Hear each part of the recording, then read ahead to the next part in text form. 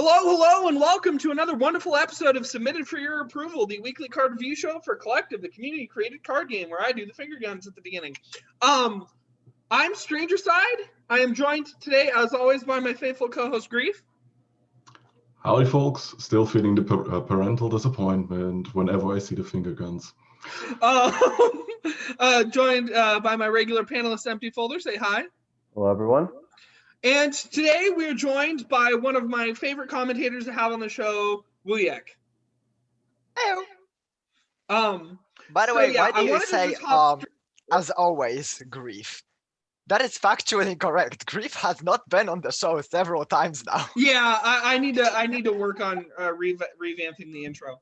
Because he has missed now. So it used to be he and I were the only two that never missed, but now I'm the only one who's never missed. So hopping straight in with Door to Elsewhere is a 2-drop mind door action from nowhere in particular with shuffle your hand into your deck, then draw that many from your deck that don't share a name with those cards. Fun story about this. This design is almost a year old. This was actually one of the first cards I designed for collectives back in January, February, March, April of 2020. So it's 2 months out from its birthday, and it finally got in. Self-promotion. Yeah, I was actually really wondering. I got this in because I just love this idea and this design, but I was actually wondering if you guys think this really fits into the meta at all. So, Grief, what do you think of this card? Hi, Whims of Fate. You look different. I don't think that quarantine really suited you, but okay. Now you can basically abuse any kind of token shenanigans. Good for you. You've gone up in life.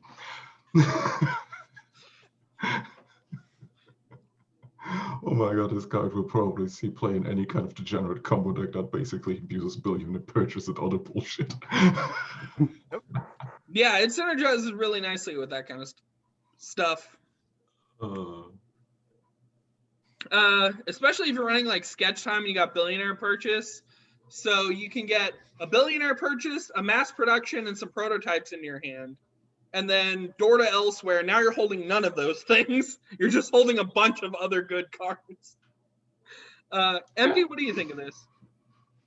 Yeah, I mean, I don't know about like what weird things you could do with this in Legacy, but in Standard, Billionaire Purchase is the card to consider with this. It's so easy to just fill up your hand with prototypes, and this guarantees that you're not going to draw any of the prototypes after you shuffle them in. Yeah.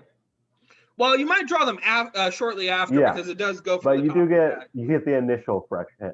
Yeah. So you guys think mostly this will see play with the growing, the mass production stuff or combo? That's currently where you think the big role for it is. Yeah. That's actually the weird thing about it. Because yes, comboing this with mass production Billionaire Purchase is obviously very strong. But at the same time, right now, is there a deck that would actually run that package? Not yet. The thing is, though, I mentioned that it will work with any kind of token creation.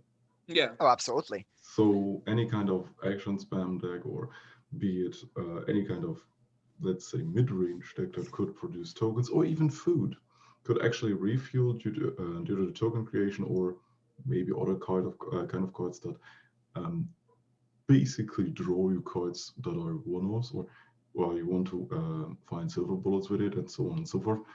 For these kinds of setup, Door to Elsewhere will always be a good consideration.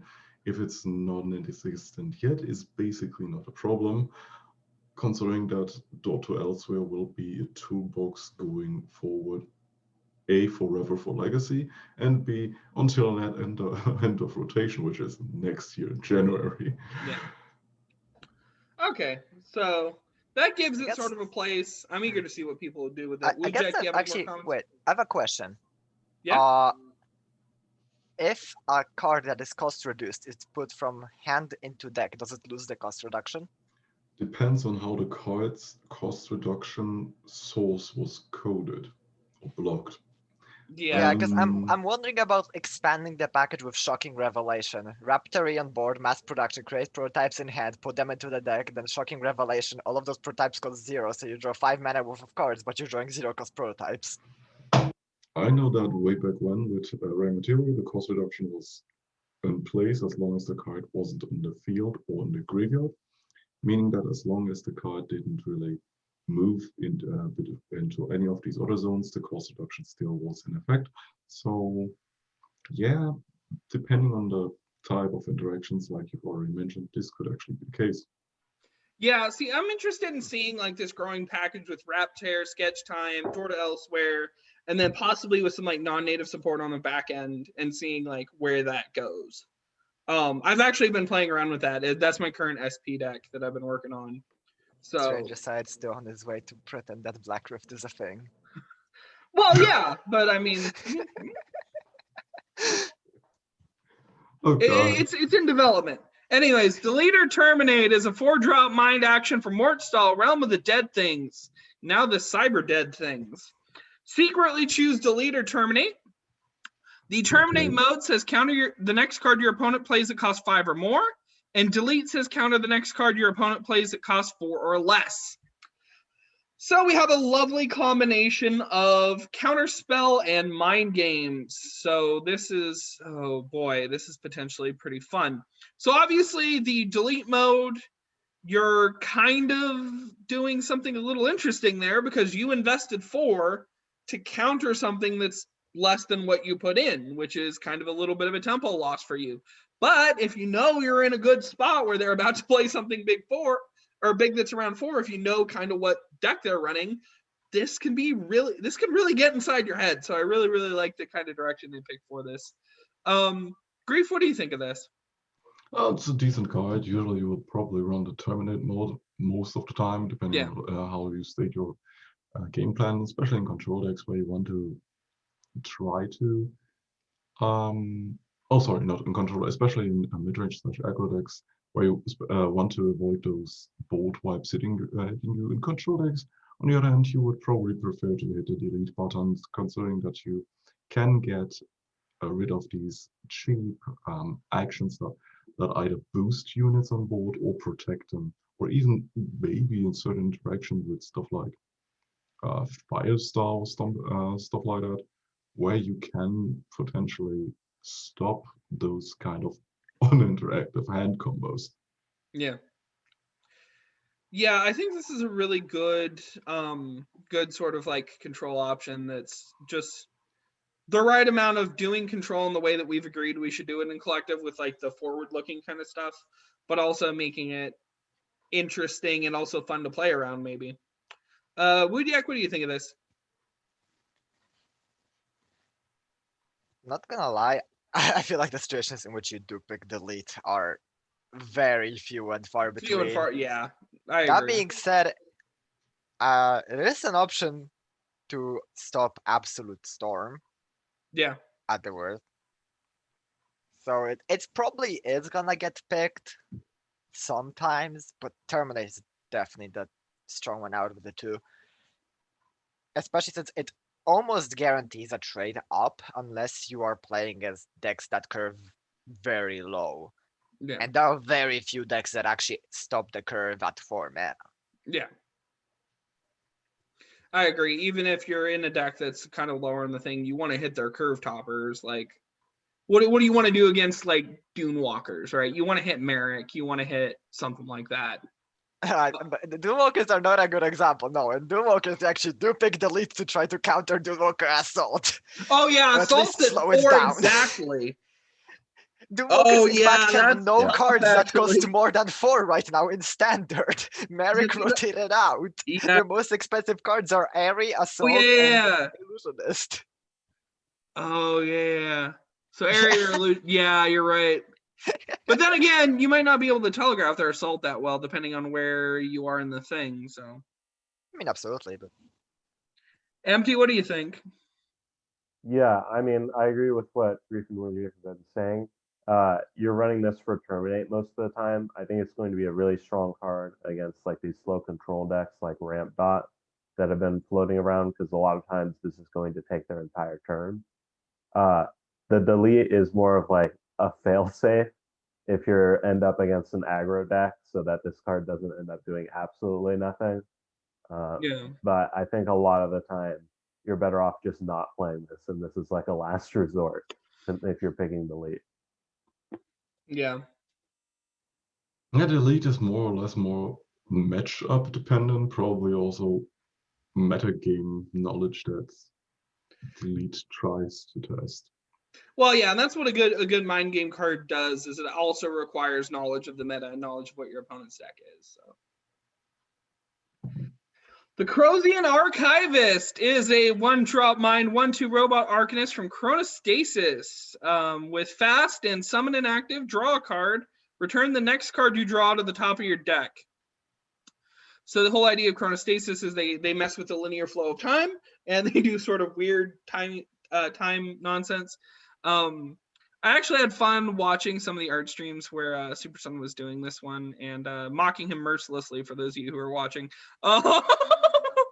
No, I actually really do love this piece, and I really do think this is an interesting card. Obviously, so this could potentially slot in to Dunewalkers as a way for them to just sort of play with the order of their cards, especially since they actually do have, well, no, I guess the cards they have don't really shuffle, the searcher they have. Well, then again, that's pre-rotation, so that's like single player. Besides that, I mean, any card that really just wants to mess around with its hand can use this, and it's really just a solid 1-drop fast unit. What do you think of this empty folder? Yeah, so a part of me really wants this to be able to target your opponent with this ability, just because with Thought Suppressor, you constantly make them draw extra cards. But like, you can build a deck that synergizes with this, because the second time where you're just returning the card to your deck, you're still getting the draw trigger. Mhm. So with like Sketch Time Imitator, this is a great card because it's going to be giving you extra cards basically for free, because you don't care about the returning card. Yeah. Well, and you could actually kind of use this to like spam out a particular, or yeah, you'll get 2 extra copies of a certain card. And then I guess you could also mix this up with something like, I mean, Door to Elsewhere, or anything that shuffles your deck to potentially shuffle away one. Or no, you can't really do that. Never mind. What do you think of this? I mean, it's a 1-mana 1/2 that draws you a card. Yeah. Obviously, like, That the alone is second pretty part powerful. matters a lot, but it's just a fine card. It's just a fine 1-drop. There's really not much else to say. I guess one thing that I can point out is that Super Sun made a realm around clocks and the clockwork, despite not knowing how to draw a gear. I actually do take that back. Since you do know what the top card of your deck is going to be, you actually can use that to shuffle it away at an opportune moment. So I mean, yeah. potentially, if you have access to stuff like that, but not every deck does, obviously. Most decks don't. It's almost sad that this isn't like, well, it would be nice if you could do this with like dragons or something, because they usually care very much about what's at the top of their deck. Yeah, I feel like the best part of the card is just that it's a 1-drop active unit. Yeah. Since we do have Talira soldiers now. Yeah. It's really nice to curve Chrosyian Archivist into Talira soldiers, get a 2-mana 3/3 on board. Good Yeah. stats for the cost. Grief, what do you think of this? It's fine. There are probably good potentials on how to utilize the active / summon ability, since you are skipping on your next draw, or potentially skipping out on your next draw, depending on how much more draw enablers you have in your deck. But you can still refund it due to the active ability. I mean, it's fine, it's cute. It depends to be seen how well it actually integrates into the standard format. The potential, maybe you could even do some interesting legacy shenanigans with this and Sketch Time and 4C, I think it's called. Not really. 4C is basically something, basically reorders the top 3 cards of your deck, Yeah. which is nice for 0 mana, but on the other hand, you're playing 2 cards that occasionally interact with each other to the point where, I mean, you could just play one of the best draw engines in the game instead, Yeah. and that's Yeah. Okay. and that's Wisp. So yeah. Yeah. In Legacy, however, you can play this with Wormhole Investigator if you're brave enough. Oh yeah. That's cute. That's cute. I like that. That is so cute. Okay, Choose Your Champion is a 4-drop strength action from Talira. With each player makes one of their units into a champion with enemy non-champions gain can't attack. So yeah, this was kind of my comeback week. I was able to actually get some cards in and people were excited and want to talk about them. So Wujek, what do you think of this card? Funnily enough, this is a card I both over and underestimated at the same time. I completely underestimated the effect as it stands, because I quite frankly thought that there wouldn't be a deck that could actually run it, just because it's not good enough. It's not good enough to actually make a strength control deck, but it can actually deny quite a lot of boards from attacking. However, at the same time, I completely somehow managed to forget that it just can't attack. Meaning that against Daylings, this is 4 mana, do nothing. Yeah. It's definitely very matchup dependent. More likely 4 mana. Hey, kill this with your deadly duelist. This is the unit that you want to kill. Yeah, I think this originally the champion made it so your other non-champions couldn't attack, which created this interesting thing of, oh my, I need to get rid of one of my own dudes. But it was actually the reason why Puapka's credit on the card is Puapka suggested the paradigm shift of making it enemy non-champions can attack. And so that makes it to where you're very, very protective now of this unit that you chose to be your champion, and maybe trying to find a way, like, I think what this really does is this is a good Haldane card. Like, this gives Haldane a good control option of being able to maybe get Cassiel, protect Cassiel somehow. But of course, you guys are going to come up with a better answer. So Haldane tries his best. This was intended to help Haldane, so maybe it helps something else more. So, Empty, what do you think? It was? Oh, yeah. I'm sorry for your loss. Yeah, I think the problem with this card is that you're paying 4 mana into something that sets you up for a 2-for-1, and it's actually more for a 2 than a 2-for-1. Because if your opponent removes your unit, you've just given them a really powerful unit because they got to choose one too, and now you don't get to attack with anything. And like 4 mana is quite a big investment, especially for like more mid-range style decks like Helldim. Yeah. I guess Helldim's even aggro right now, so it definitely wouldn't run this.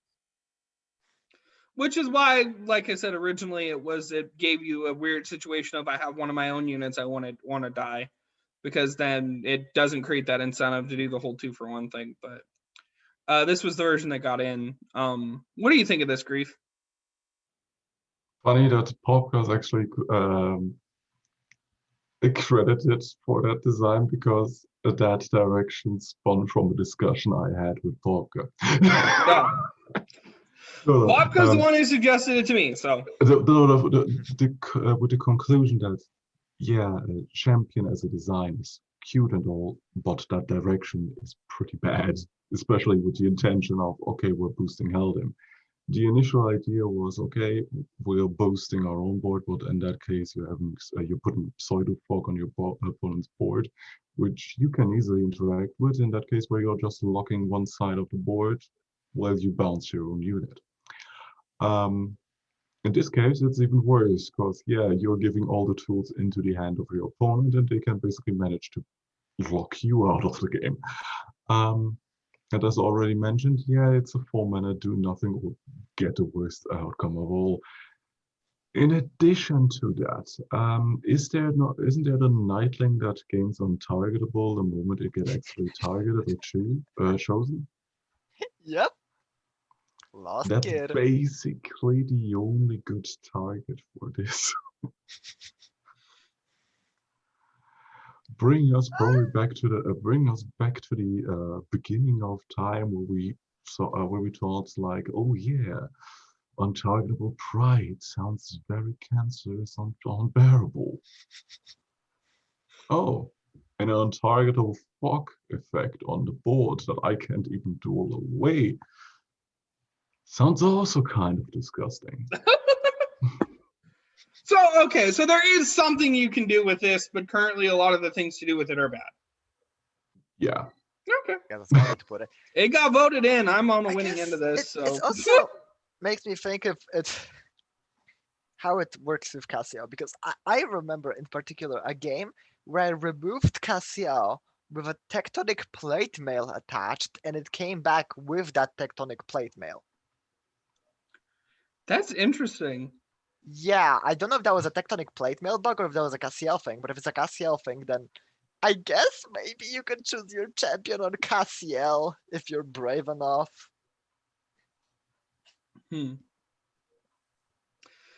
Okay, let's get into the exciting stuff. Let's get into the active submissions, starting with Ricky's Rigged Rollers is a 3-drop neutral artifact from Wonderstar Casino. With replace the attack and HP of each unit with a random number between 1 and 6, each rolled independently. I am so interested to see what kind of outcomes this produces, but nobody else is, so let's talk about it. Wujek, what do you think of this? I mean, okay. If I remember correctly, Super Sun did the math on this. And it's like on average a plus, like on a board of 1/1s, a plus 3.5 or something like that. I don't remember. So every stat, the average result is a 3.5. So on with a bunch of 1/1s, you're netting an average of 2.5 stats for every roll. And like at this cost, it's probably balanced, but at the same time, ooh boy, is this luck based. Yeah. You have to really like dice rolls to play this card.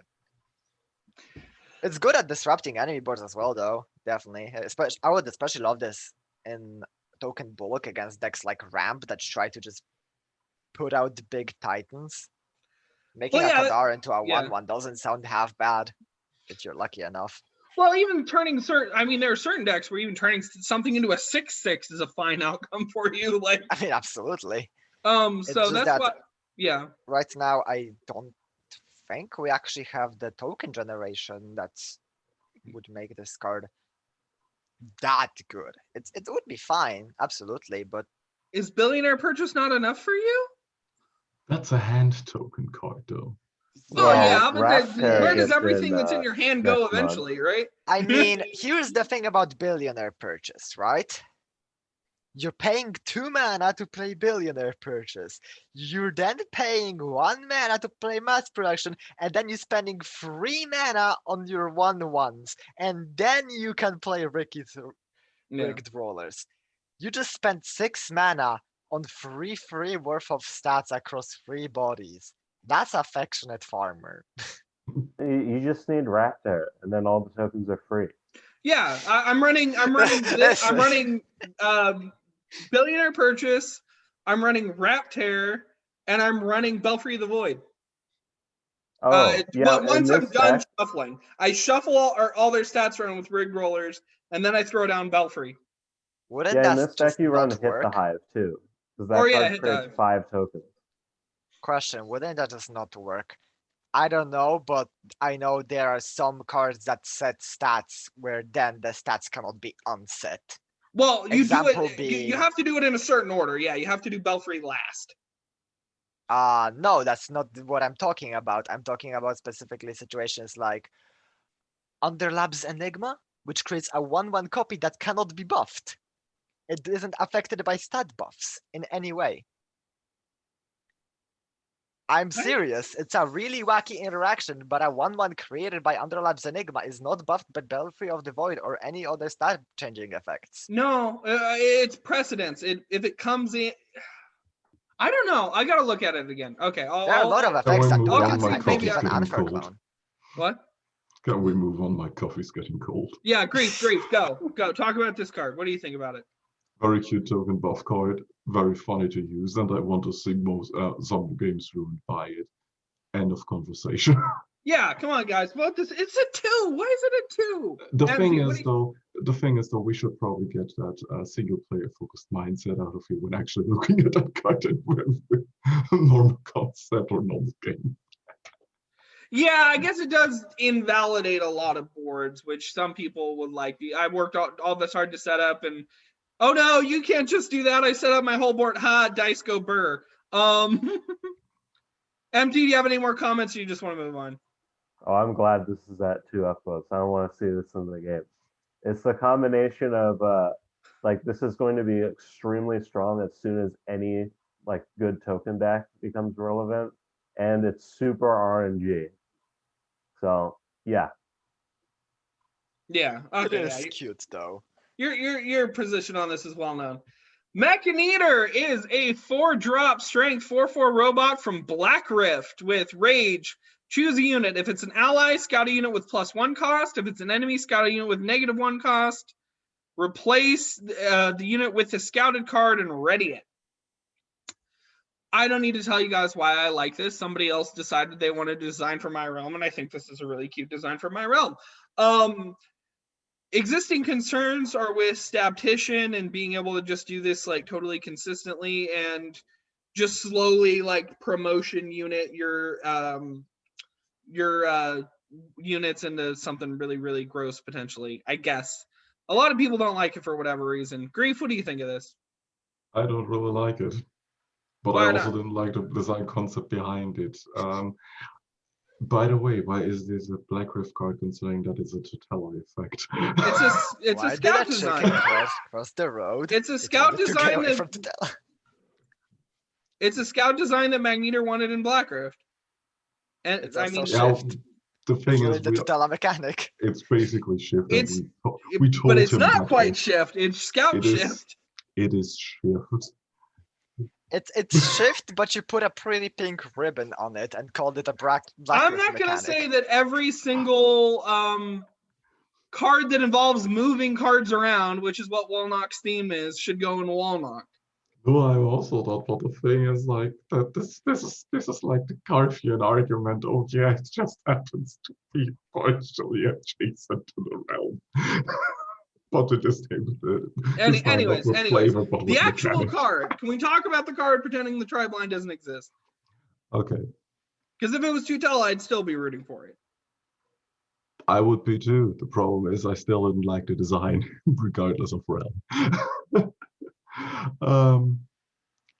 I mean, it was worse before with also having, for some reason, I think it was a stock mechanic Yeah. plastered up on top of it. This is Mechaneter's self-insert card, and I basically said everything about it already in voice chat when that card came up.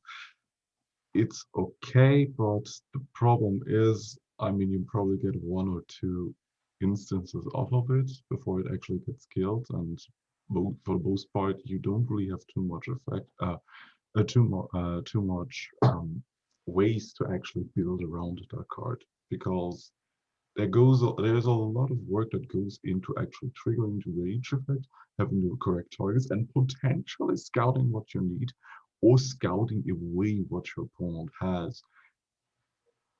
In a multitude of situations, this is not really good or practical. Okay. I think it's interesting, especially because the potential with Scout being able to actually tune what you're getting instead of just having a random roll. And obviously this synergizes very well, as Tutela and Black Rift both have the kind of potential synergies with non-native stuff. And I don't know, I feel like even being able to get 2 procs off of it by maybe having like Stabticians out or something gives you quite a bit of value if you could set it up, but of course it's an engine, so it has that fragility that comes with that. And honestly, even just using it to get rid of maybe 1 or 2 buffed units is fine by me. I think that's potentially a good use for it. Empty, what do you think of this? RNG bad? No, I don't think this type of RNG is bad, honestly. I like evolve effects because like they add something interesting to the game that you wouldn't have without them. The issues I have with this sort of card, like the payoff isn't that great for activating it. It's also a lot of choose windows Yeah. because you're choosing a unit and then scouting, which kind of takes a while. I don't know. I'm okay with it. I'm sort of conflicted. Like I like some parts of it, but the overall package is kind of weird. Okay, so is it mostly the issue that it's a rage trigger, or? It's the rage trigger, yeah. It's weird because it doesn't really fit in rage decks. Yeah. And then I mean, maybe if this was like a straight up active, it wouldn't even. I think the rage is the only justification for this being strength. So, because a lot of shift-esque designs to draw the parallel to shift aren't they usually either spirit or neutral, right? Yeah, And I then- mean we haven't really had any that have gotten into the game yet. Yeah, and then a lot of the scout effects are usually not necessarily aligned with anything. Wujek, what do you think of this? Mechanically, I couldn't care less about the card, and quite frankly, I didn't care less about the card earlier either. But for some reason, right now, my inner furry started to speak out and realize that this is a protogen. The person who made protogen is kind of an arse. I wonder if there would be some sort of copyright shenanigans. I mean, I don't know. It's iffy. And trust me, the person who made the species makes way more than enough money off of adopts to sue us. I think it's fine. I'm pretty sure protogen are completely open species. I'm pretty sure the rules are there, but I am still a little bit worried just because that person is a massive arse. So maybe it's something worth being looked into. I see you. Card-wise, you think it's fine now? Card-wise, I'm in the same position as the Grief. I'm sorry, I just don't care enough. It's probably fine mechanically and balance-wise. Well, yeah, I just kind of wanted to know why it wasn't doing so hot. I liked it a lot. I mean, yes, it's a Black Rift card, of course. I would like it if it was a two-tele card. I like it mechanically, but yeah, I like it more because it's a Black Rift card. I'd be lying if I said otherwise. Okay, 12 Knights of Winter is a 1-cost neutral legend from Avareg. With an 8, if this costs 12 or more, you win the game. Otherwise, return this to hand with +1 cost. So we were actually starting to talk about this before the show, and we're like, no, hold it for the show. I like this. I want really, really badly to like this design. I think this is interesting. It's an alt win effect. I love alternative win cons. I don't even know if this is practical in single player. And that's saying something. Maybe I'm wrong. So Grief, you were the one who was talking against me in the thing. So you tell me how I'm wrong. No, I first want to actually hear the reasoning because, as you mentioned, we came into the discussion before, and I was I was hearing some bad vibes about that card, and I was like, it's perfectly fine. What's the reasoning behind? So I first of all want to hear what's the problem with that card. So this actually comes down, there's some interesting mathematics involved in this, in the concept of like triangular numbers, which are the sums of sequences of sequential counting numbers. So like, if obviously I need to spend some turns just setting this up. And so there are certain slots where I can afford to dump mana into this card. A good instance of that is turn 3. I have 3 mana available. I can advance this twice. And hopefully I've gotten a 1 and 2 drop down by then. The other really good spot where I have to do this is maybe turn like 11 to jump it from 5 to 6. And then I have to keep burning all of my late game turns in order to get this really going. I can't just spend every single turn pumping into this. I will lose. So if the game goes to like 20 turns, then maybe this is doable. Otherwise, I just don't see it because it requires a grand total of whatever T12 is. So I'll start calculating it while you work up your counterpoint. 30 multiplied by 6, it's 78 mana. Oh, yeah. Yeah, it's not hard math, stranger.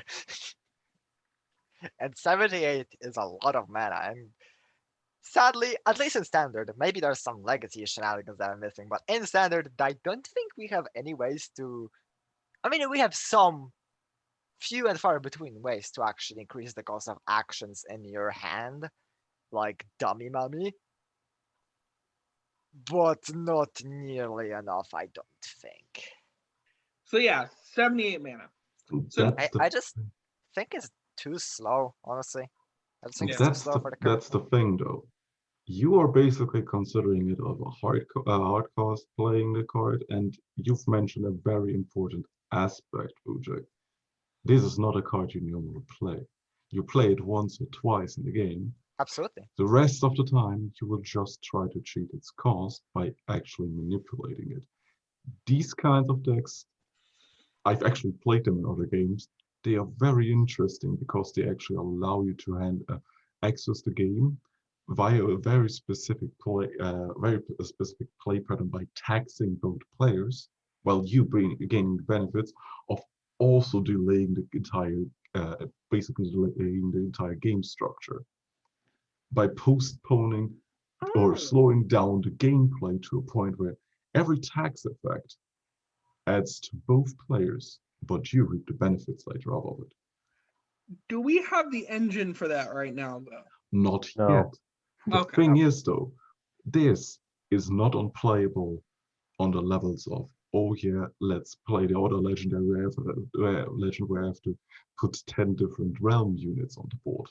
That's unplayable. Yeah, I wasn't even comparing this to Harmony. This is a substantial improvement over Harmony's alt win effect. This sits right in the middle of Winning with Dreamer by self-deck out, being basically a laboratory maniac, and Harmony being only a potential win condition with the on-nerf version of Rare Material where you just dirtled around for like 15 minutes. Yeah.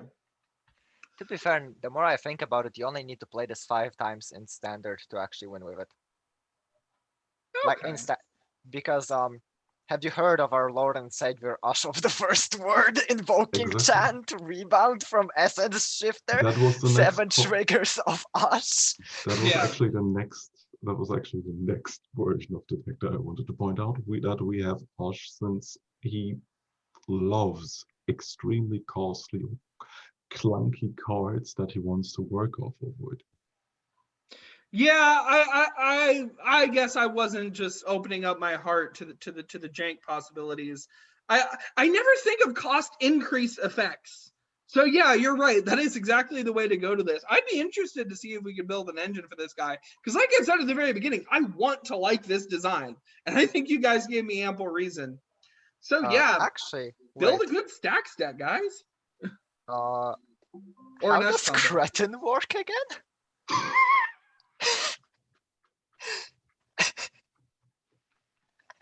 It's a good argument. Anyways, Finally, MP, I think- Cretin could see play. Holy. MC, I think you're the only one who hasn't talked yet, so we'll let you go on this one. Oh, Yeah, gosh. I mean, I think it's fine. I don't. Yeah, I mean, it's gonna take a lot of work to make this like standard viable, but it would be a cool deck if it actually happens. Yeah, The other thing, the art is really weird. it's Is a it picture. photograph? It's photo. It's It's literally a photo that Ace just took. It's a picture Asdras took of the moon through the trees. It was just how that walk. I was like, yes, today I'm gonna snap a photo and make it into a card. I don't really have a problem with that. I don't Yeah, know. neither It's do I. actually It works. it's been done before. I mean, there was actually some stuff in the free asset sheet that are photos. Yeah. I mean, I wish maybe you put a little bit of work into maybe filtering it, but that's a It personal works. opinion. It works. Yeah. It just works. Okay, so this is the end of my picks and the start of Griefs with Kasztani of many petals, and I know I butchered that. Wujek, go. Say it right. I mean, it's not actually a Polish word. Really? What is it then? It comes from a Polish word. Oh, it but being yeah. So kasztan, but it's Kasztani, I guess. Kasztani, okay. Anyways, of many petals, there's a 7-drop spirit 3/5 Daling from Swiatlo with fast, regenerate, and summon. Move any Dalings that cost less than 6 from the top 5 cards of your deck into play. Whoa. That's something else. That's, I mean, obviously, we're talking about 7 where the curve starts to get really steep. You need to get a lot of value out of this, and it seems like it's delivering on that. Obviously, the body's significantly under curve because ideally you're getting, hopefully you're getting 5, but you know, maybe you're getting 3, maybe 4 units out of this. So yeah, this is a really potentially cool just thing to add to the tribal package. Empty, what do you think of this? I don't really like this card, mostly because a lot of its power is determined on how many Daylings you hit, which you have no control over. If this were like a dragon card for that deck, then I think it would be more interesting because you can actually set up the top of your deck in order to like hit things, but that's not really something Daylings do. So a lot of the time it's just gonna be rolling.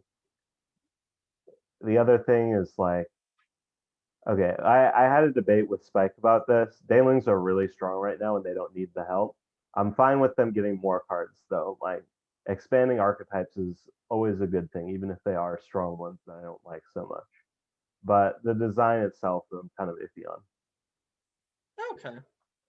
So I can see the arguments. I think this is definitely interesting from an aesthetic standpoint. It's Spike being just the amazing, just perfect art that he does. I don't really run the deck enough to be able to see where it is, and I don't play multiplayer enough to really play against it enough. But as just evaluating this as what a lord would be like for my favorite tribe, I think this is really potentially neat. But yeah, the fast is really an interesting decision because obviously, well, there's a bit of ambush, and is there a lot of agile in Daylings? There's ways. There's like the Daeling Lord lets you do active your Daeling duel something. So Yeah. So you like, could sync it up with the chieftain, but there's no means to like ready them. So there's only a couple different combos I could really see with the fast. It's really just the chieftain.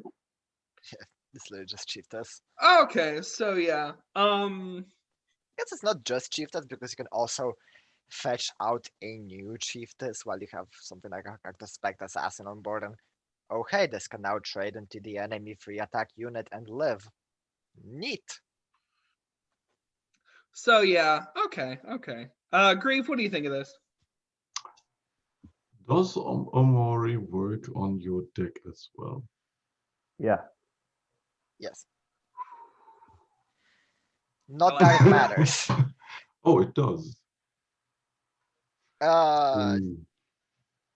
Rarely? I mean, it lets you hit. Oh no, that's not equal. So What, it lets you hit other Kasztanis if you played 2 Omamoris. Wow, insane. No. The thing is though, discard 8 placed cards from deck, and you can actually chain into them because we're looking at basically a Coco on a stick, which was the intention. Allowing you to manipulate cost reduction on this specific card to chain multiple of them into each other, also by producing copies of it, which you could actually shuffle back into your deck. You can never chain Kashtanis because it only moves them into play, it doesn't play them. Yeah. Oh, wait a second. Yes. Wasn't the first iteration play? Then I had, No, it was never play. To prevent that kind of jank. I basically remember that we were talking about Kasztani also allowing you to play because the initial idea was Coco. Yeah, I don't know. I wasn't there for that discussion. I mean, if you really want to chain Kashtanis, just slap a few invoking chants into your deck, I guess. No. The idea was I was talking really because of the Coco idea where you could chain them from deck. Yeah, That's the I know, idea. I get you, Uh-huh. but yeah, no, sorry to shatter your dreams. That's just not the case. And again, Okay. even then, you would need to play 2 Omamoris to get your Kasztani to cost less than 5. Yeah. Unless it's actually A worth trying. non-copied one. Yeah. Yeah. Because we got journey to, door to elsewhere into this week. But yeah, it's a nice card. I like it aesthetically and mechanically. I realized I was skipping around on the document, so let's jump back to where we actually should have been at this time. Oh no, there was actually a copying error. Looks like Grief copied the same link 3 times. I was basically making sure because I checked the links twice. Okay, Mechanical Marvel. Okay. Is a 1-drop mind 1/1 robot from Adiv with summon. If you have at least 4 robots in hand, gain +1/+1 and rebound. And then Tropic Mage design. Cool. So this is breaking from the normal tropes and doing something different. So obviously this synergizes with some cards that we've already talked about quite a bit today. So I can kind of see where this is potentially going. As is though, this is just a 1-drop that you have to be really, really lucky to be able to actually get its effect off on turn 1. What are you talking about? You don't get this effect off on turn 1. Starting from turn 2, you have infinite tutus. Yeah. Just Wait, like mass what? production turn 1, you have another robot in hand. On turn 2, you slap this guy down, and this is an infinite blocker that just comes back because he has permanent rebound. Oh, permanent rebound. Ooh, Yes. good point. I mean, yes, he regains rebound every time you play him, since you That have is 4 robots in scary. Yeah. hand. Okay, I'm behind it. And Sorry, it guys. has on curved stat line. I've been sleeping today. I like this. Yeah, on curved infinite rebound if you have 4 robots, and that's fun. That's fun. Grief, talk to me about this. Do you think this puts robots back where they ought to be, or starts progressing toward that at least? Did they need help? I don't really say. I didn't really consider them to be behind when it came to hand buffing and stuff like that, because in Legacy they still do that. This is just an increasingly annoying unit that you can just replay and hand buff because it has infinite rebound. Yeah. Oh my god, when you actually get permanent buffs on it. Or set effect on it. Oh god. Yeah. I love I'm that already card. seeing I'm already seeing the potential. This could be really, really fun. What do you think, Wujek? Have we not? So you don't like this? You think this is busted? It's a 1-mana 2/2 with infinite rebound. What else needs to be said? And the condition is literally just you drew mass production. Yeah. Wow. Or you drew Billionaire Purchase. You need 1 more. Or you drew mass production in a robot. Which isn't hard. That's not a It really tall order. isn't. That's really Well, I easy. didn't say it was. I'm just saying the condition is you have to have a little bit more than 1 mass production. The high roll potential on this card is just insane. Being able to just start dropping infinite 1-mana 2/2 starting turn 2 is not fine. I'm sorry. So where's it sitting and where does okay, it's sitting at 5. So a couple people were me and didn't realize what it did. And there were about maybe 10 of us, and then there were 5 of us who read the card and then downvoted. And then it got a balance of 5. But yeah. So yeah, this is interesting in a sense, but yeah, it needs something to tone it down, definitely. The thing It's is, weird. though, What? the thing is, though, we're talking about an infinite 1-mana 2/2 with rebound in mind. Oh wait, this is a king loop. Yes, this is actually a new king loop. You just play Forbidden Delicacies and then you constantly loop this. It always gets -2/-2, permanently gets destroyed, it comes back into hand, rebound, Oh yeah. just replay it. Oh, just and need you some can sort of run cost reduction, Wrap which we Tear. right now Wrap don't. Tear. Exactly. Oh, Raptor. Okay. Exactly. Yep. Okay. Yep. That Then. was the point that I was actually trying to make with mind. Oh, I do not want the king loop back, please no. New king combo. King combo's You back don't have on the menu, Ronin folks. anymore. Now. It's fine. What? We have sharpshooter. Oh. Yeah, Yeah. but you can remove sharpshooter. It's good. I don't think that's even the biggest problem. I'm very okay. I know where Wujek stands on this. I'm very confused as to where the rest of the panel stands on this, including myself. So, Grief, where do you stand on this? Is it good or bad? Plus or minus? Thumbs up, thumbs down. I'm actually extremely neutral on it because I like bullshit shenanigans, but this is just another KM combo and legacy combo. And KM already fucking destroys that deck. So no, I don't really like it in the context of Grief, legacy. thumbs down. Empty, what do you But think it's of fun in this? standard. Bad. It's too strong in standard, and it's annoying to play against. Okay. Empty, thumbs down. Stranger, I think it's overtuned as one drop. I'm gonna have to say thumbs down. But interesting idea. Interesting enough for us to talk about, definitely. Let's go make sure this link leads to the right place.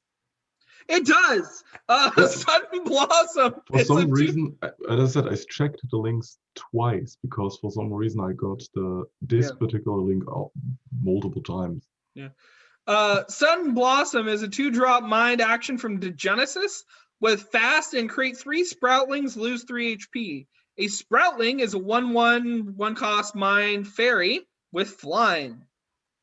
I really, really like this card. So things this definitely works with. This gives, I mean, if Ashgurdy then runs Sudden Blossom, like very, very simple algorithm for a good chunk of should you run this. The other instances are to be determined. So Lunatic is working towards self-exhaust as an archetype in mind. There's currently not a lot that does it. He had some designs, he put them up. Of this is the one I'd like to see the most because it's an engine. It works in multiple decks. I don't have any questions about why to run it. And the art is amazing on both cards. So yeah, that's currently what my stance is on it is. I'm really curious to see what this could do. And this obviously gives a lot of potential for Ashgurdy in Dunewalkers in particular, but also in other stuff, obviously. Because this just lets you get the proc off. But of course, if they get wiped, they get wiped because they're just a bunch of 1/1s. But they are flyers, so I think it's balanced. I think it's really neat. Empty, what do you think of this? I don't think it's balanced. I think it's way too strong. Really? Yep. Yeah. What number? 3? What number? Well, Just the fact that you're getting 3 1/1s with flying for 2 mana, like that's so insane in Dunewalkers, and that can just trigger Ashgurdy's passive all on its own. I mean, the thing is that there really inherently isn't a right number for this by design because of the downside being there, but practically non-existent in a deck that you would actually run in. I mean, for you to even make up the ground you've lost from losing the 3 HP, they do need to survive to attack a turn, which I know isn't a tall order. You don't care about the 3 HP though. You don't need to make it up because. Yeah. Like, if you're going against a control deck, you don't lose when your HP reaches 0. You lose when you lose board presence and they build up the board. Because then you can't come back and you've lost. At that point, your HP doesn't matter. Yeah. Yeah, I know the general axiom. I'm just saying in terms of the actual differential it creates. So yeah, okay. So the cost would need to go up to something. What would you say that number is? 3, 4? I mean, the thing is, if it goes up to 3, then it's kind of bad because it's a little undertuned because like the stats are equivalent with Corgi and you're paying life for it. Okay, so maybe 3 and then lose the HP thingy. It's cute, but it's not working.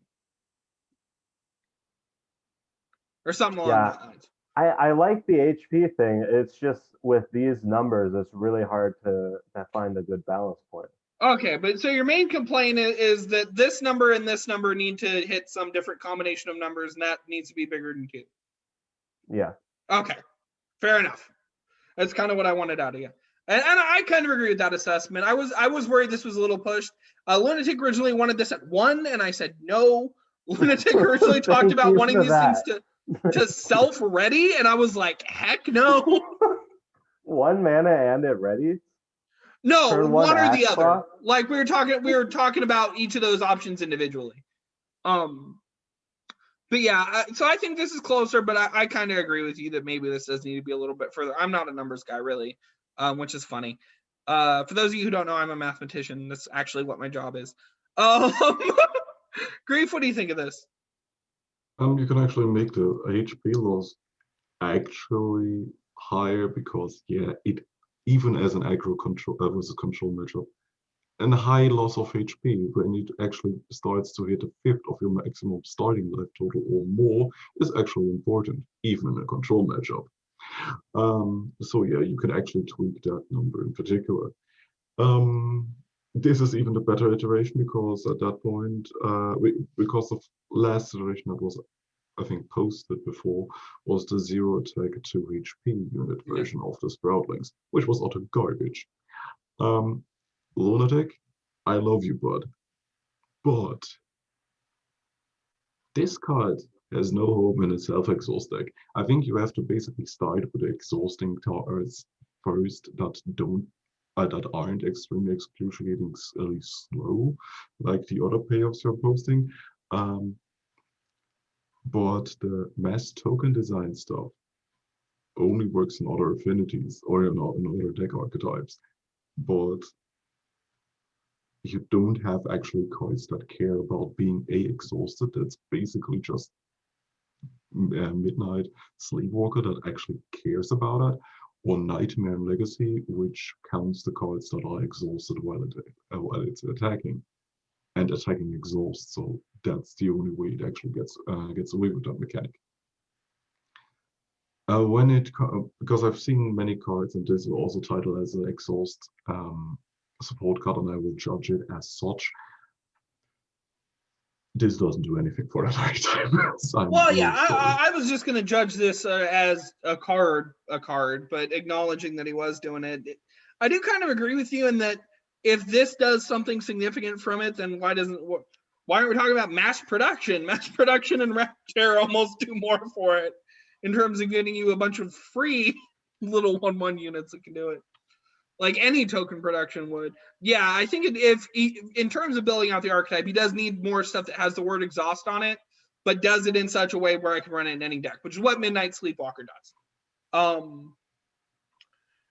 So yeah. As far as an actual individual design, though, I like it a lot. As an actual individual design, as I said, make the life HP loss actually hurt you to play it, because it's a very good tempo increase for you with 3 flying bodies. Yeah, my numbers, now that I've heard you guys talk about it, are 5 here and 2. But that's just my numbers. Wujek, what do you think of this? That's what Empty and Grief said. Plus 1. The losing HP thing is a downside, not a downside, but an upside in one specific deck, that being Mind Flyer, since it enables your Ragukai. True. 2, as Grief said, don't do this for self-exhaust cards support. Do stuff like Sleepwalker. That actually cares about being exhausted. And 3, if this was meant to support the Genesis self-exhaust archetype, why is this a mind where the one card that self-exhausts in the Genesis, Spirit of Plenty, is in Spirit? Oh, I completely forgot about the card. Yeah. He was trying to push it into a second affinity. Is the answer. I the first affinity isn't even close. I agree with your assessment. I was just saying what he told me. Yeah, I know, and I've seen this from the start. He kind of wanted to spread this archetype between all affinities, and quite frankly, I just don't think it's gonna work. Yeah. I feel like you should... Lunatic, my buddy. I seriously think you should just stick to one affinity first, get that going at least a little bit, then maybe move to other affinities. I think you should fix this card though, and make it 5 or whatever. I mean, Just yeah, because this I card think is I like perfectly this fine. card for other archetypes. Yeah, this card is perfectly fine outside of Exhaust. Also, this curves insanely well into Sky Totem, I believe. Yeah. Yeah. Sky Totem or Dunwoka Assault. Yeah. Yeah, what's the Or potential Archer. high roll with Dumoka Assault with this actually? Okay. Whispering Communion is a 1-drop neutral right from Degenesis with exhaust any number of friendly units, choose a card that costs that much or less from your deck and draw it. So this was supposed to be the other thing for the self-exhaust archetypes. That's good. We're kind of going into this. As a card doing what this is, a lot of people were talking about Seductress and how Seductress is going to be just better in a lot of cases. But of course, there are certain decks that are looking specifically for low value combo pieces maybe that might like this, but it's a pretty hefty fine to pay.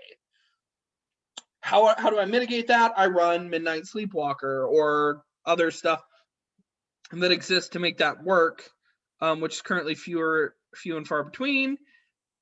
The art-wise, I just want to know what's up with that guy's mask, because I keep telling myself that little white thing up there is a beak facing upward, and I don't know. It's so hard for me to read.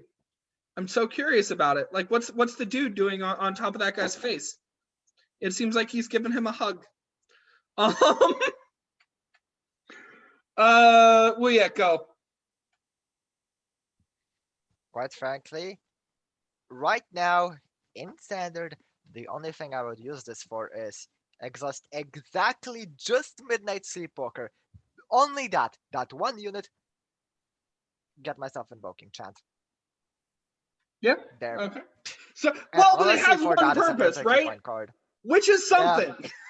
Give I it honestly credit think for this what. would be like a 2-off in Bullock, just because you can do that. Yeah.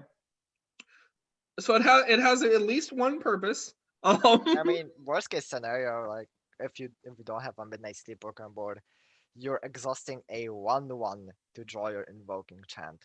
Yeah. Oh no, my 1/1 can't attack. Yeah. How horrible. Worth So, noting, yeah. by the way, that this is just like Spirit of Plenty. You can't exhaust units that are already exhausted. Yeah. Just as a note. Grief, what do you think? This card is pretty cool, considering that, yeah, you can actually get any kind of card, so it's an universal tutor. Can get 0-cost cards if you exhaust no card. Oh, right, this can tutor Maestro Grammar. And this is a very good addition to Soulsec and Legacy. Because what are you doing with your fucking glowstones? Yep. Nothing. This can also get Chicken Tower. You can get Friendship off of it. You can get Dagger. Hey, listen, what do you mean what I'm doing with my glowstones? I'm playing whatever that armed the recruits and giving them all +1/+1 in Duelist. Yeah, that's cool. That's cool. But yeah, you can actually, before you actually sack them off or utilize all the other sacrifice targets that, oh yeah, if they don't have a good active ability, I can't do it with them. At least I can search a card off of them before I sacrifice them to draw cards in mana for the card that I just tutored. Yeah. Well, I'm dumb and I'm taking my glowstones and fusing them all together with Massive Mini. But I can still do that before that. So we're gonna good. lie, I also used to do that. Don't worry. That being said, that was before Massive Many banished, because back then that was actually a viable play, because you could play Massive Many for 3 mana, gain back 3 mana, draw 3 cards, and oh, you have a sack card that gets you 3 mana and draws 3 cards. True. Yeah. Okay, back to what you're saying. Sorry, Anna. But then this card has so many good is such a good versatile target that you can also even tutor with Magic Starter Kit in Legacy, because it just tutors exactly 1-cost actions, which you can find with it. So if your auto actions are between 1 between a shift between 0 and 2 or more cost, you can every time you play a starter kit hit this card to extend your play to find the card you actually want. So you think this does have a home, just not in standard? Yeah. Okay. But MP, what do you Papa think? Grief, then I can't run my seppuku. MP, what do you think of this? Yeah, I really like this card.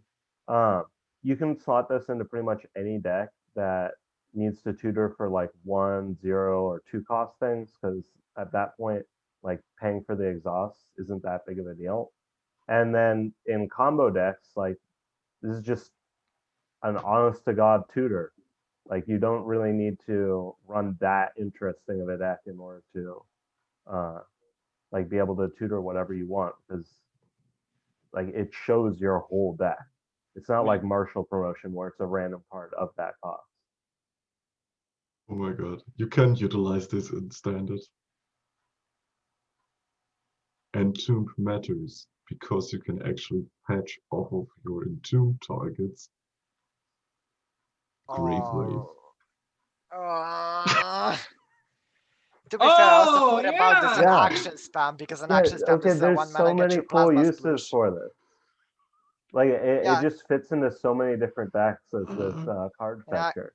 I guess in standards I would be like, Entomb Matters, action spam, and Bullock Summons. Probably like the 3 decks that would run it. Yeah. Lunatic, this is the type of exhaust design you should do more of. Okay, so we like this, and we like whatever that thing is on that guy's face. He's a friend. Mocosa de Guia, I'm not going to pretend I know how to pronounce that. If anyone else would like to step in, feel free. Is a 3-drop neutral 3/2 scientist ooze from Tutela. With summon, other allied units shift 0, and enemy unit shifts, and entomb, enemy unit shift 0. So there's a different version of a card I liked a lot more that had no chance of getting in. Sadly, I really wish it did, but it just didn't happen. For some reason, the shift token has a cost of 1. But anyways, shift, for those of you who don't know, is actually an effect that's existed in the game, in Legacy. It's the thing that some Tutela units do, where you replace it with a random one that's either above or below the original's cost. But for shift 0, it just replaces it with a random unit. So it's a nice little action word. I really, really like this design, and in fact, it was some of what encouraged me to build what I did with Black Rift. This new version of what was the other old card that I really liked that didn't get in, I really like this one as well, and I think this one is more interesting, more compelling in certain respects. It's a simple, clean common in my opinion, but that other people can disagree with me on that. That has a really, really nasty entomb. And so it feels weird, because with this being an ooze, I feel like I want to run this with a lot of oozes, but I have to run all the oozes that care about entombs after I play this, or else I get shifted away. So this could be a decent piece in a dedicated shift deck, because it does so much shifting. And it could obviously build up potential synergies with non-native matters as that stuff starts to come down the pipeline, which it might or it might not. So overall, I totally like this design. I think it's totally clean. Grief, what do you think of it? Shift 0 is a very interesting number to actually shift into, because it means you were shifting into base cost card of the of similar mana calls, which at certain cost ranges can be extremely punishing for either player depending on what the target is. So at 3 cost, the range of cards you can potentially hit for your opponent is tremendous, depending on running Dune Walkers or whatever, because oh yeah, now actually my good target, my good unit that I have is that random X 3 cost unit, which usually are, funny enough, archetypes carry archetype specific mechanics on them or support them. So yeah, I think it's an overall interesting neutral counter to many kinds of strategies that you can easily utilize any kind of token deck as well, because token decks play very well into shift strategies, and shifting at the same mana cost is now a potentially very good thing to do. Yeah. I mean, it is hard because it is very, very heavy on the RNG to kind of evaluate like how you would actually synergize with this card. And I know a lot of decks in Collective are very heavy on synergy. The obvious thing is to just wait until you played this and then do stuff and then only take advantage off the Entomb. But it's nice to see if there's ways to really get full value out of that summon. Empty, what do you think of this? I know you don't like RNG, so you probably really don't like this one. You're actually wrong about that. I like this card because the RNG actually adds something interesting to the game. I like evolve effects because there's something that like you can't get anywhere else, and they're really taking advantage of the digital space. Oh yeah, you said you liked evolve, so yeah. Yeah, and I think this is like the best evolve design that I've seen Bonk do so far. It's very clean, and I think it's about right on the balance as well. In terms of synergy, the most obvious one for a Ooze deck is Crawling Contagion, because then you get 3/4 drops. So I think that's definitely going to be a card you play in this deck. Yeah. So there's some forward synergies with it in Oozes, and obviously just having a Mortar Mockery capture that Entomb, really, really neat. But there's other stuff you can do with it, definitely. Wujek, what do you think about this? If you don't like turn 2 procs as Bullock, turn 3, you can play this on turn 3 after an Affectionate Farmer on turn 2, upgrade your 1/1 into random 1-drops, upgrade your 2 mana 1/1 into random 2-drop, which is cute. I probably can't see it as playing token Bullock, honestly. Also, this card to me just screams fuck strength in particular. Your Bright Blade, oh no, that's a random 2-drop now. Hey, you heralded onto one Bone Glaive Ripper? Oh no. You suddenly have an Airy on board or something. Yeah, a good way to deal with like buff-based decks and stuff. So overall, it's good. It's interesting. It'll be good to see where it goes. House on the Hill is a 4-drop neutral 0/4 place from Chrosyian with can attack, and your specters, undead, vampires, and horrors cost 1 less and get +1 attack. It's got a lovely art by Puapka. So the idea with this was I was trying to return to my roots with Chrosyian, and the idea was I just wanted to do good B-movie tropes, and the one I thought of was the house, the spooky old house down the street where the kids always would be like, oh, I dare you to go to that house and spend the night there. And I thought, man, that would be a cute idea. I came up with some flavor for it. That's where all the spooks are at, and that's what I came up with. As for how useful it would be, I knew vampires and specters were currently the big hot thing. Undead used to be, and horrors might be in the future because there are a couple realms that like horrors. That's about all the thought I put into this card. And you guys can tell me whether I was wrong for doing that or not. This is the tail end of Empty's picks, right? So Empty, you want to get started and tell me why you picked this? Yeah, I think it's pretty weak, mostly because it looks like Cactus Spiked Assassin fodder to me. Yeah. Like the only really way that you're going to be using this is if you can really abuse the fact that it can make your specters, undead, vampires, and horror cost 0, which does have some use. Maybe in Legacy, there's like some nuts combo you can do with that, but in Standard, there's just not enough synergy for that to be worthwhile, I think. There were thoughts about actually giving this attack because that would kind of fit with the spooky vibe, like maybe just giving it a base attack of its own. But so do you think that it's overcosted, or what do you think? I think it should cost 3. You think it should cost 3? Okay. But do you like the design besides the weakness? Oh yeah, it's really flavorful. Yeah. Okay. I see what you're saying, and I might resub depending on how it does. Grief, what do you think? Cute, overcosted, and a little bit underpowered for what it actually does. I've went on a rant last week, I guess, where I talked about places actually having to do stuff, considering that they have 2 huge downsides: no innate attack stat, and they cannot attack. So giving something to do so they don't eat board space is one thing. This is a huge, this spreads a huge lord effect on 4 different races or tribes and reduces their cost, but we have Omomori. Yeah. And you rarely, let's be honest, rarely actually put any kind of combination of these units into the same deck. And if you do, you're playing one of the birds, and at that point, why put that place into that deck?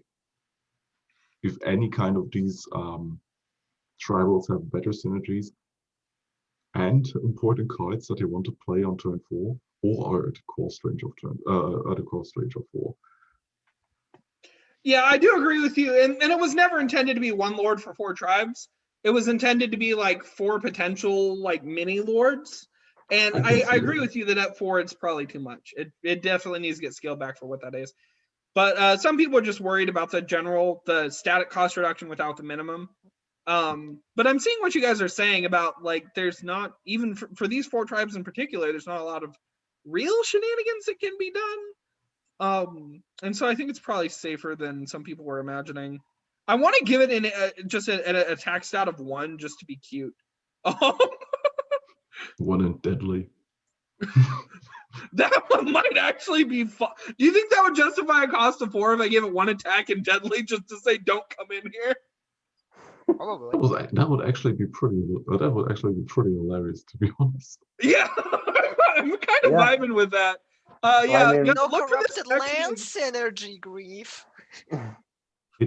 Don't forget, it would actually synergize because it has canned attack. Yeah. I'm sorry. Uh, Would give it +1 attack. Wow. well, yeah. What do you think of this? I'm looking at those 4 tribes. One of them makes me want to vigorously maul myself. The other 3, I'm wondering why you would ever run this in a deck of those tribes, since it's very under curve. Especially vampires, and vampires like are kind of a tempo deck. And I really don't think they want to play just a 0/4. Okay. However, what I'm looking about this, Stranger, could this be a horror place, please? Yeah, maybe just make it a horror. Just give it deadly. It's a 0/4. Keep the effect, but it's now a horror, so it affects itself. Yeah. Schmancy fancy. I like these Attack changes deadly you guys unit. are proposing. Okay. Productive thing. So the archetype completionist had one of the worst. It was like the top 3 worst archetype completionist week, where one of those weeks was we skipped archetype completionist for a week in terms of like productivity. Feed the Flames is an 8-drop strength action from Karachar with destroy all units. For each unit killed, create a flame for that unit's owner. And we now have a Karachar flame. But this one actually is functionally distinct. You actually have to point that out. I don't know if that goes against the rules. The other ones just had a different realm line, so I guess technically realms can be functionally distinct. But this one also has a different tribe. So that's worth bringing things up. So what is this? This is an AoE, destroy all units. We never really had one of those before. Well, why does this one do what it does at the cost it does? Because Neutron Bomb exists. Well, it actually gives you back a unit, but that unit happens to be a flame, which you could potentially synergize with certain stuff. I'm kind of out on this card. For the longest time, I kind of wanted to keep affinities having some sort of weakness, and I thought that was decent weakness for strength, but a lot of people think I was wrong on that. As is, I think it's interesting. It's very cute. I love the art on this. And I think it brings up some interesting like design points and design questions. And everybody else really, really likes this card. It's at 9. I thought it was sitting in a lot better. But it could it stands to do pretty well. I think this was definitely the best thing that came out of that AC. It didn't do very well, but did any of you other guys participate in the AC or were watching it? I wanted to participate, but my card just didn't have art. Okay. So Wujek, what do you think of this? I'm kind of gonna go with your point with affinity weaknesses, because I really do not think with our current affinity system we should have affinities that just can't do specific things. Not when splashing is as discouraged as it is. I feel like we should have affinities be worse at doing certain things, but still being able to do them. And Feed the Flames is an example of that card. It's an 8-mana destroy all units with a downside, let's be honest. Yeah. 8-mana destroy all units, that's just a baseline card. This comes with a downside because it's strength. Yeah. Okay. Fair enough. And I see that point. And some people have argued that back. I mean, I think that's one of the more sane arguments to have about that is we need to just say certain effects cost more for certain affinities or always have to have a drawback equipped. Another thing is, oh boy, is this a card that we need right now? We seriously need an effect that's just destroy all units with Kadar in the game. Yeah. One of the reasons I do like this card is even though it would involve some affinity crossing, it synergizes very well with one of my cards, which is Belfry. What do you mean? Card. Just put in Belfry. There's tokens. What do you mean, Belfry? I have a bunch of 3/3s.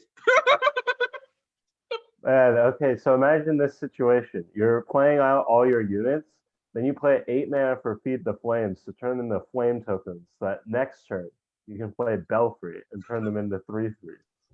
Yes, you're destroying 7 turns worth of units to get 1/1s. But you can Belfry them. Wow!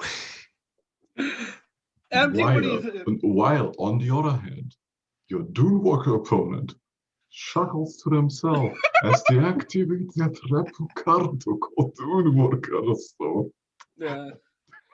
And Empty, what at do you the same time, in Legacy, your opponent is also very excited because you just turned your board into flames. While for some reason they played Seal of Flame, and that card still makes the old flame tokens. So they just dead and gone your entire board. I am still salty because this actually happened in a KO fight against Mystic Spire.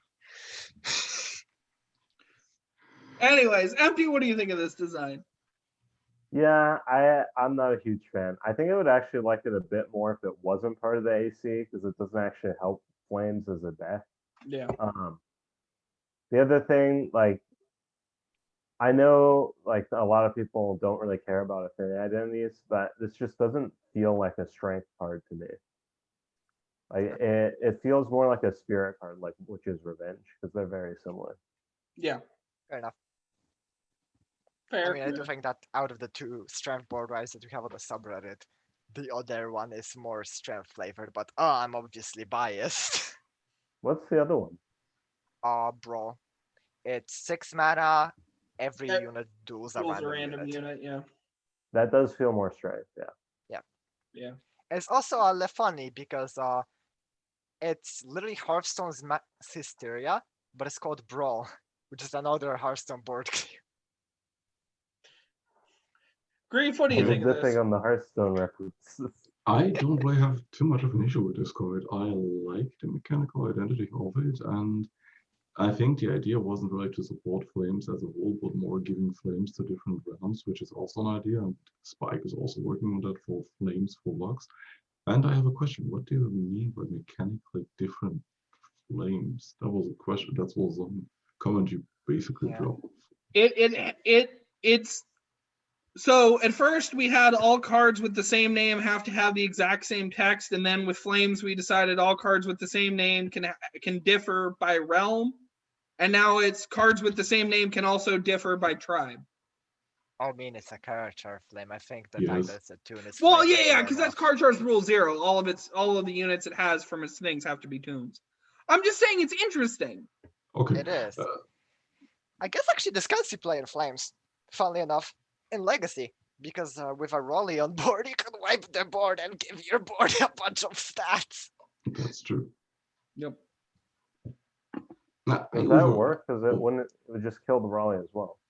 I mean, yes, but I think with how our board vibes work, Rolly is on board as the units are being destroyed. It's weird.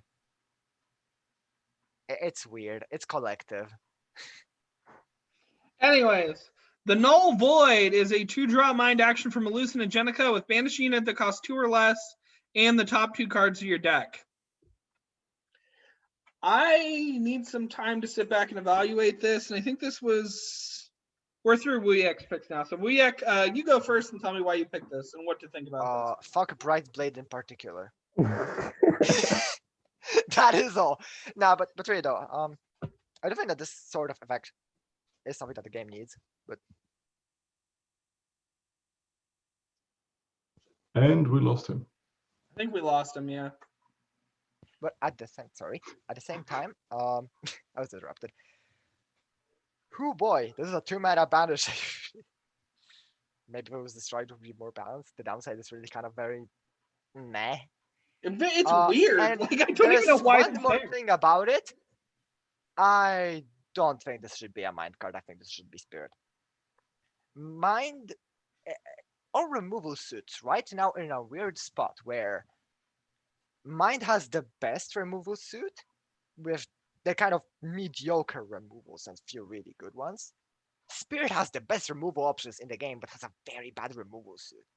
Like, it basically just has high value target and rock slide. Yeah. That's it. Those 2 cards are extremely strong, don't get me wrong. But they could really use some more love. And Yeah, Strength has Plasma Invocation. It will manage his duelist. Whatever. Strength is strength. It's just in a weird spot. I definitely agree with you. I would just move this to... Actually, what I would do is move this to Spirit, reflavor it slightly, and make the second part mill. Now, That would be that's fun. fancy. That would be a fun little bit for Degenesis, maybe, or if we were willing to bump this up to an uncommon, give it Chroma, maybe, and then have it be either self-mill or enemy mill. Because you actually lose words, right? Because it's and mill 2 actually gives you back most of the line. I think you'd still need to push it into uncommon though. If you make this into an enemy mill card, then it has to go up in cost, and at that point, you go against what the point of the design was. Or no, like you mill 2 or something. Grief, what do you think of this? To be honest, I like the banish part because you will lose resources you aren't really aware of that you could lose. The problem is though the self-banish is too low. This should actually banish the top 5 cards of the deck. I think if it did more than 2, it would need to be cheaper. And no, this is actually the right cost for this kind of effect. Problem is though, you actually need a harsher drawback to basically contemplate running this kind of very strong effect. Yes, you could probably push it to 1 cost. At that point, it's pretty much any kind of hoser for any kind of aggro shenanigans, but it's still fine. You could also push the target range to 3 or less. Yeah, that was kind of my argument. Is like, if you're going to make this number, say 5, I think 5 is maybe a good number if you want to do something like that. It's tempo loss, right? At 2 for 2 or less is tempo loss. So at 5, I think that you need some tempo gain over it. So the thing with tempo loss in this case would be pretty much a non-argument probably when it comes to banishing the top of the deck, because in card advantage theory, the cards you aren't aware of, regardless, that's why mill is something that rubs me funny enough the wrong way with this kind of effect, because you can actually gain benefits over it, even if milling perhaps is technically a card advantage neutral, since you cannot really look at it with the aspect of, okay, I have graveyard shenanigans and so on, but it's way easier to abuse. Banish, on the other hand, is always card advantage neutral because you cannot take account any potential cards that you can banish off of it. On the other hand, this actually puts scouring effects or on-banish effect triggers into quite an interesting position, because yeah, sure, we can sculpt the top of the deck, but banishing the top 5 cards of the deck means that if we actually build a deck where we rely on synergies and actually want to play a very powerful banish effect or tempo hoser like this card, we have to contemplate, okay, good, the top 5 cards of my deck are gone. Hopefully I didn't actually hit my win condition. Yeah. I do Also, think by the way, stranger, it's worth noting that, well, yes, this is a trade even in quotation marks against 2-drops. 2-drops are not the only thing that's gonna cost 2 while in play. We have cards like Maestro Grammar and yeah. Mirage Swamp Stomper. And in that case, you're getting a significant gain, and yeah, it's good Back to in punish my cost days, Mirage punishing Swamp cost Stomper was reduction for their cost profitable. reduction. I am 100% on board with this. If you're gonna Imagine let me that. have cost reduction effects, and in exchange I have to deal with niche removal, more power to you. I think that removal is so niche. Honestly, I like that part of it. Like Yeah. I know, for example, Super Sun is a person really against converted mana cost based removal, but Yeah. I feel like that's its places, and this is a really clean way to design around it. Okay. Your magic is showing. There's no CMC in collective. Frankie Oh no, Djinn. it's Super Sun's wording, not mine. Oh, I see. Yeah. Frankie Djinn is a 7 cost mind exclusive 7/7 demon gambler from Wonderstar Casino. With summon, draw cards until your hand is full, and give cards in your hand when this changes zones, lose 2 HP. So I was fiddling around with this to actually look at the implications. And I think Card Creator just either there was an actual error with it, in which case Spike should be getting back to me soon, or this card is not even blocked correctly. So I can't actually tell you how much HP you lose whenever you play an action, or when the effect would go away in terms of a unit. So I'm gonna go with the interpretation that you should lose 4 HP total over the lifetime of a card going from hand to the graveyard. Because I think that's how it works, or how it's supposed to work. I'm very confused though. I mean, with units, with actions, I think it should be 2, right? Yeah, if you artificially exclude resolving. So let's go with that. Which you Actions should, are 2. honestly. Actions are 2. Units are 4 over their lifetime. Yeah. I think that's a bit too steep. I think this should be 1, but people are going to argue against it. Principal among them probably Grief, so let's let Grief go first. I'm pretty much fine with the harsh drawback of costing you 2 HP for the lifetime of an action or 4 HP over the lifetime of an unit, because it's a turn 7 drop. In any turn 7, it's a 7 drop that you play in the late game. Usually don't try to cheat out anytime sooner, because you want to refuel the hand. And at that point, if your deck is actually manages to play such a card with this kind of harsh drawback, you are probably about to win the game with any kind of hand, because you're drawing 13 minus X cards. Yeah. Okay, and I can see your point with that. Yeah, maybe that is about what the right penalty should be. It does. I do like how this plays into what an Affinity's weakness is. And it feels very classic Magic. The whole demons having drawbacks thing. The flavor vibes off this are just crazy, and that's why I really, really love this design. And I'm glad we're talking about it. Wujek, what do you think of this? What I'm looking at right now is Vexing Voidborn's bigger cousin that gets you your sweet 1 combustion, so you can end off the game. Yeah. That's like the main probably where you would use it. And also, I just want to say, I know what this card say.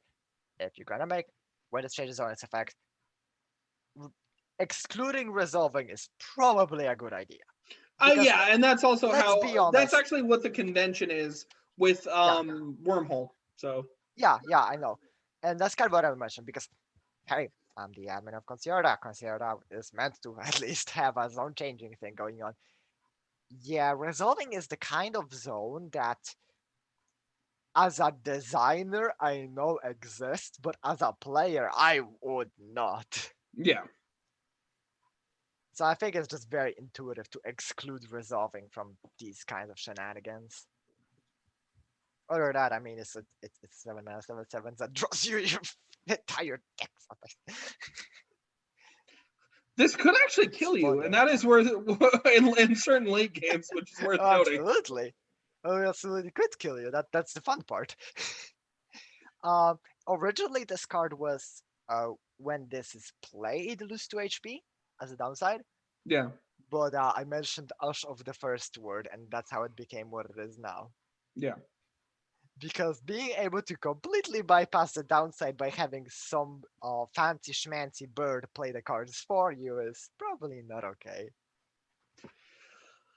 It's only a tragedy that we don't still have Whims of Fate in standard, right? Because then you'd have a perfect niche counter to this card. Maybe we should get a let me Whims run of my Fate Yes effect back in the Ashgurdy. game. Oh right, yeah, let me play my Yes Ashgurdy. When I play Frankie Djinn, give all my cards in hand, lose 2 HP, and then I You play can my, actually- what's the card called? Dirt to Elsewhere. Yes, Yeah. and I kill myself on the spot. Yeah. I mean, I could also just at that point play Founder's Statue and just kill myself on the spot for 2 mana instead of 9. Yeah. MT, what do you think of this? Yeah, I really like this design. This is another one of those like really clean Spikebird designs that's really flashy. I think like the only thing I would change is the condition is just change it to when this leaves your hand, because that way it still has the mechanical thing where like you can't ush them out in order to stop the loss. But it's still like makes it a lot more clear. Well, yeah, because this is a little confusing. Yeah. Because people aren't going to think about, oh, when it enters the graveyard, finally it's going to lose the effect. And so how this affects recursion type stuff is not immediately clear. But ideally, since you're playing it on your own self, you kind of take that into account. But I do agree that it might be more clear. I think at that point it might need to be increased to 3 HP loss. No, But I don't think so. I think it would be No, fine. no. I mean, what this basically does is just makes you able to play units without it being doubled or punished. Yeah. So, it's fine at 2 still. Okay. So yeah, that one's doing really well. So we'll see if that one gets in. So yeah, I think that's the end of the list. So I'm gonna stop the share. This was a fun week. We talked about mass production so many times. I I'm just gonna want to put in like mention the one video thing, title or actually. something. Can I Oh, mention one thing? what? Can I mention one thing, actually? Sure. Go ahead. Since we're in the outro. Right now, on the subreddit, there is an update to Brightblade that changes the art. Please upvote that because the old art got copy striked. Yeah. Yeah. Yeah. And Currently, been it's a straight great up removed from card. the game. Upvote both of them, even if you don't like both of them, please. Yeah, please do. Also, upvote the nerf to Brightblade. Holy hell! And also, like all the for the couple like cosmetics that are out there. I know Dia's been trying to get some cosmetics in. They're harmless cosmetics. Upvote them. If I understand you not liking my cosmetics, downvote those if you want. I prefer you upvote them, but come on, guys, cosmetic slots are free. I mean, honestly, I'm baffled by the fact that the Dia's Add Human to Samurai updates are not getting in. And when I tried to give Jetster Undead, that got in. Like, what? It makes no sense. That was the one time where the tribe was actually insane since we had Lazaro Undead in standard. People hating on me for my cosmetics I put out. I get that. The Dia thing makes no sense. So if you see the word cosmetic update on the sub, just upvote it. Just that simple, please. Anyways, thank you, Grief, so much for being on the show. Always nice to have you. Always nice to be here. And thank you as well, Empty. Yeah, thanks for having me. We need to get you a poster or something. Grief's got so much going on. You just got a door in her closet. Oh. Yeah. Empty, what's in the closet? Close. Okay. Oh, that's boring. Yeah, it is And thank boring. you so much for React. You are so fun to have on the show. I really, really enjoyed Thank having you. you on this week. Empty, So, you actually I enjoy missed the being here. opportunity. Empty, you missed the opportunity to make a brilliant joke on the closet being empty or empty being. What's in the closet? Empty. Like, comment, and subscribe. Remind me why I'm doing this. And keep on playing collective. Keep on voting on cards and upvote every cosmetic update. Bye.